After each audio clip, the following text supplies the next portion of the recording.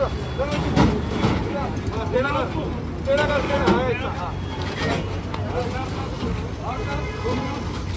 कुठेही पुन्हा अतिक्रमण झाल्यावर तात्काळ काढण्यात येईल, तरी कोणाचे नुकसान होऊ नये हीच भूमिका महानगरपालिकेची आहे। बाकी हे जी कार्यवाही सुरू आहे त्याबद्दल तुम्ही समाधानी आहात की काही असं वाटतं की काही?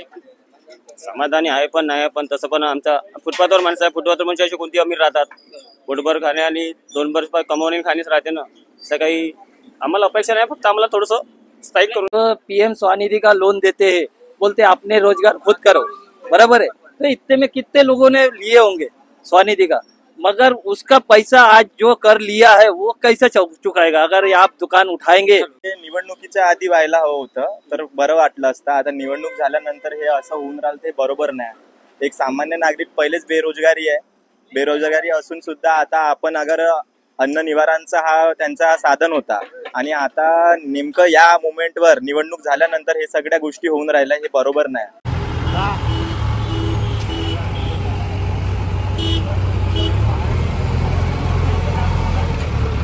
नमस्कार मित्रांनो, कसे आहात? मजेत ना? अहो काय ऐकताय काय? योगीचा युपी वरून बुलडोजर आलाय चंद्रपुरात। हो चंद्रपुरात सुरू आहे अतिक्रमण हटाव मोहीम महानगरपालिकेद्वारे। या अतिक्रमण मोहिमेबद्दल इथल्या नागरिकांना काय वाटतं, इथल्या अधिकाऱ्यांना काय वाटतं, जाणून घेऊया दोघांचंही मत। कुठे माहिती आहे ना, अनकवर्ड टॉकच्या सोशल मुद्दा या सेगमेंट मध्ये। चला तर मग। बाकी हे जी कार्यवाही सुरू आहे त्याबद्दल तुम्ही समाधानी आहात की काही असं वाटतं की काही? समाधानी आहे पण नाही पण तसं पण आमचा फुटपाथवर माणसं आहे, फुटपाथवर म्हणजे अशी कोणती अमीर राहतात, पोटभर खाणे आणि 2 वर्ष कमावणे खाणेच राहते ना, असं काही आम्हाला अपेक्षा नाही, फक्त आम्हाला थोडंसं स्थायिक करून। आपका कहना क्या है? जो गरीब लोग जो बैठे हैं छोटे मोटे धंधे, वो कैसे भी गुजारना कर रहे, कोरोना से सब लोग बेकार हो गए, उनको चारा पानी नहीं है, भूखे लोग हो रहे, थोड़ा बहुत धंधा कर रहे उनको भी तुम परेशान कर रहे। और जो बड़े बड़े लोग उनको 10-10, 20-20 फुट बढ़ा के रखे, बड़े बड़े उनको कुछ भी नहीं कर रहे, उनको भी करो, तब तो छोटे लोगों को थोड़ा अच्छा लगेगा कि अपने में सबके लिए नहीं चल रहा सब। यदि एक के लिए नहीं आई, एक के लिए क्या फायदा? अब देखो ना, यहाँ से देखो ना, सीधा बंगाली के हम जाते हैं, मूल रोड जाते टाइम। सर नमस्कार। अतिक्रमण मोहीम ही महानगरपालिकेतर्फे चाललेली आहे, लोकांचा काय रिस्पॉन्स मिळतोय आपल्याला याबद्दल? याच्यामध्ये चंद्रपूर महानगरपालिकेकडून माननीय विपिन पालीवाल, माननीय आयुक्त प्रशासक यांच्या प्रत्यक्ष नियंत्रणात ही अतिक्रमण काढण्याची मोहीम पालिकेने सुरू केलेली आहे। याच्यामध्ये शहरामध्ये खूप प्रमाणात वाहतूक कोंडी होत होती आणि सार्वजनिक ठिकाणी बऱ्याच प्रमाणात लोक रस्त्यावर येऊन स्थायी स्वरूपाचे स्ट्रक्चर उभे करून इथे आपल्याला अतिक्रमण केलेले होते, तर ते स्थायी स्वरूपाचे हटवण्याचे काम पालिकेतर्फे सुरू केलेलं आहे। तरी नागरिकांचा याला उत्स्फूर्त प्रतिसाद आहे आणि ही मोहीम सतत सुरू राहणार आहे। तरी पण ज्या पण नागरिकांनी याच्यावर अतिक्रमण केलेलं होतं, काही लोकांना आपण नोटीसद्वारे कळवलं, काही लोकांना ॲटोद्वारे सूचना दिली आणि काही लोकांना वर्तमानपत्रातून माहिती दिली, त्यानंतरही लोक अतिक्रमण हटवण्यास तयार नव्हते। तरी पालिकेने 2 मे पासून ही कारवाई सुरू केलेली आहे। तरी आता तुम्ही बघू शकता की चंद्रपूर शहरातील बरेचसे रस्ते हे अतिक्रमण मुक्त झालेले आहे आणि ही मोहीम अशी सुरू राहणार आहे। तरी नागरिकांनी स्वतःहून, जे व्यावसायिक आहे ज्यांनी अतिक्रमण केलेलं आहे, स्वतःहून आपलं अतिक्रमण काढून घ्यावे। आता मी एकाशी बोलताना ते म्हणाले की आमच्याकडनं रोजचे 20 ते 25 रुपये रोज घेतले जाते, म्हणजे आम्ही कर भरतो किंवा आम्ही त्यांना पैसे देतो, तरी अशी दंडात्मक कार्यवाही होते, हे योग्य नाही बा?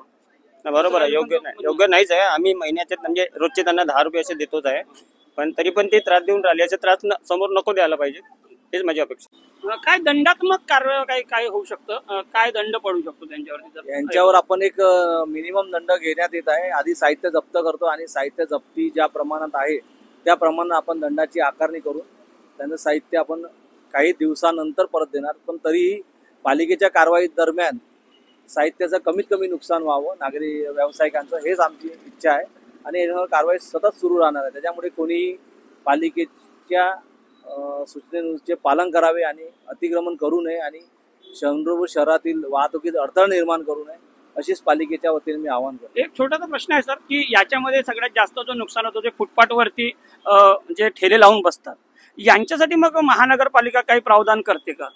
यांच्यासाठी आम्ही पथविक्रेत्याची एक समिती बनवलेली आहे, लवकरच त्याची निवडणूक होणार आहे आणि निवडणूक झाल्यावर नो हॉकर झोन्स आणि हॉकर झोन्स हे डिक्लेअर होणार आहे चंद्रपूर शहरात।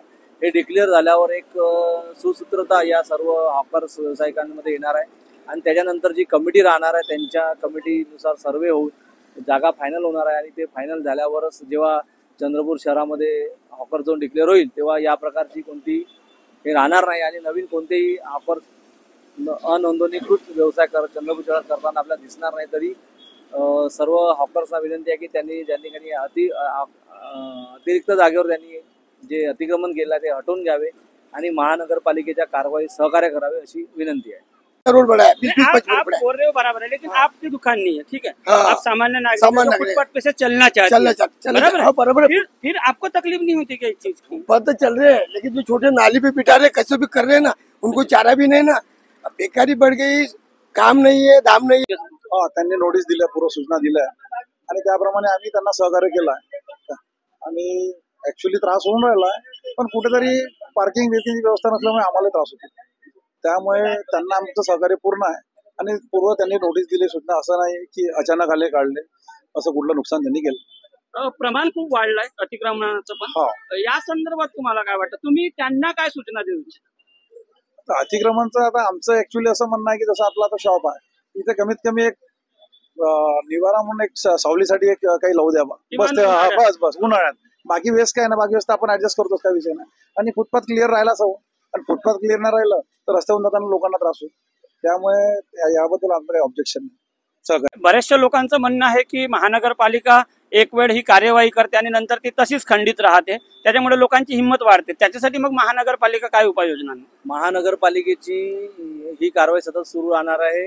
त्यासाठी मुख्य कार्यालय स्तरावर एक 15 ते 20 लोकांचं पथक राहणार आहे.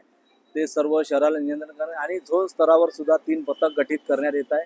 प्रत्यक्ष आयुक्त सरांचं यावर नियंत्रण असल्यामुळे कोणतेही अशी तक्रार आल्यास किंवा कुठेही पुन्हा अतिक्रमण झाल्यास तात्काळ काढण्यात येईल. तरी कोणाचंही नुकसान होऊ नये हीच भूमिका महानगरपालिकेची आहे. तरी याकरता सर्व व्यावसायिकांनी सहकार्य करावे अशी विनंती आहे. आताच आपण महानगरपालिकेचे श्री गर्गेलवार सर यांच्याशी बोललेलं आहे. सर्वांना माझी सुद्धा विनंती आहे अनकवर टॉक्स करून की त्यांनी सुद्धा अशा ठिकाणी अतिक्रमण करू नये, जेणेकरून लोकांना अडथळा व्हावा आणि जे आपल्यावरती कार्यवाही होणार आहे, दंडात्मक कार्यवाही आहे, त्याच्या ते रोखण्याचं काम तुम्हाला स्वतःलाच करायचं आहे. तुम्ही सुद्धा महानगरपालिकेला तेवढंच सहकार्य करायचं. देखिए दादा, कार्रवाई सरकार के तरफ से जो कार्रवाई होता है ठीक है, ये सरकार का काम है, मगर गरीब कैसे जिएगा उसका भी तो आप बड़े दुकान वाले जो अतिक्रमण करते उसके ऊपर महानगरपालिका का भी ध्यान नहीं देते, मगर छोटे दुकान वाले ये नाली के ऊपर समझे बैठ के जो काम कर रहे तो ये तो अपने परिवार को पालने के लिए कर रहे हैं ना. ऐसा तो कोई ये दिखावे के लिए कोई बैठा नहीं है, सब अपने अपने परिवार को पालने के लिए बैठा है. तो आज अगर ये जो पोजीशन में लाके खड़ा किया, आज अगर समझो इनके लिए ये उठा देते, फिर ये परिवार कहाँ से पालेगा? आज जो पीएम स्वनिधि का लोन देते हैं, बोलते अपने रोजगार खुद करो, बराबर है, तो इतने में कितने लोगों ने लिए होंगे स्वनिधि का, मगर उसका पैसा आज जो कर लिया है वो कैसे चुकाएगा? अगर आप दुकान उठाएंगे, आज ये त्रास दोगे पब्लिक को, तो फिर वो कहाँ से चुकाएगा? फिर सरकार जब आपके ऊपर प्रेशर करेंगे, जब आप पैसा क्यों नहीं भर रहे, तो फिर वो क्या करेगा? वो अपने परिवार को कैसे पालेगा? ये सरकार को पहले भी ध्यान देना चाहिए. योग्यच आहे, पण ही नेहमी रचायला पाहिजे, कारण की हे येतात वर्षातून 2 वेळा 1 वेळा येतात, सगळं तोडून चालले जाते, नुकसान कोणाचं होते? छोट्यावाल्यांचं होते. ते नेहमी पाहिजे, तर त्यामुळे लोक जागरूक राहील आणि दुकानदारी जागरूक राहील की बा आपल्याला नेहमी नेहमी हे त्रास होत आणि फाईन ठोकायला पाहिजे. आता हे गेले की दुसऱ्या दिवशी अजून लागते सगळेजण, मग काय अर्थच नाही ना ह्या मोहीमला. असं व्यवस्थितच आहे. एक तर दुकानदार बी आपले जास्तच करते, एकदम समोर समोर आणून ठेवून देते. लिमिट मध्ये राहिलं तर सगळं व्यवस्थित होते. यांच्याकडनं काही पूर्व सूचना वगैरे मिळाली या संदर्भात काही किंवा या संदर्भात परत काय व्हायला पाहिजे चांगलं असं तुम्हाला वाटतं? थोडं म्हणजे एकदम वरचे शेड जे आहे ते काढून दे, कारण की पाणी पाऊस वारा ऊन आम्हाला बसावं लागते. शेड ठेवले तर बरं होते. खालचे फुटपाथ जे आहे ते खुलं ठेवावं. शेडमुळे काही तेवढं लोकांना त्रास होत नाही. पाणी आला तर ते शेड मध्ये येऊन उभे राहतात. ऊन मध्ये चक्कर येऊन पडले तरी ते येऊन राहतात, आहे की नाही? म्हणून शेड बद्दल तेवढं हे नाही, पण लिमिट मध्ये पाहिजे. मित्रांनो, आपण दोघांची बाजू ऐकून घेतली आहे. आपली सुद्धा जबाबदारी आहे की आपलं चंद्रपूर शहर हे स्वच्छ आणि सुंदर असलं पाहिजे आणि हो, अतिक्रमण मुक्त असलं पाहिजे. आम्ही असेच नवीन नवीन विषय घेऊन नेहमीच आपल्या समोर येतो अनकवर टॉकच्या सोशल मुद्दा या सेगमेंटमध्ये. मग काय, या व्हिडिओला लाईक करा, चॅनलला सबस्क्राईब करा आणि हो शेअर करायला मात्र विसरू नका. मग लवकरच भेटूया नवीन विषय घेऊन. कुठे माहिती आहे ना, अनकवर टॉक्स या आपल्या हक्काच्या चॅनलवरती.